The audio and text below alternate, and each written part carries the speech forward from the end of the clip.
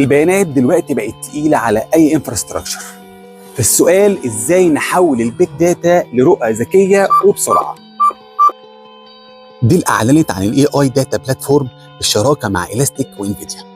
إنفيديا بتعمل أكسلريشن لل AI مودلز، وإلاستيك بتدي ميزة رهيبة في البحث والتحليلات الفورية على البيج داتا. المنصة الجديدة مش مجرد سوفت وير، ده انجن بيحول البيج داتا لرؤى واضحة ويعمل جوفرنانس يقلل التكاليف. في مصر أكتر قطاع هيستفاد هو قطاع البنوك، بالذات في الريسك أناليسيز والفرود ديتكشن. كمان قطاع التعليم هيستفاد في تحليل وتحسين البيانات. الحلول دي مش مجرد كونسبت، أنا وفريقي نقدر ننفذها بثقة وبقوة لأي مؤسسة في مصر. مع ديل وإنفيديا وإلاستيك الريتيرن اون انفستمنت بسرعة والتكاليف أقل. ده معناه قيمة أوضح لكل CIO أو IT مانجر.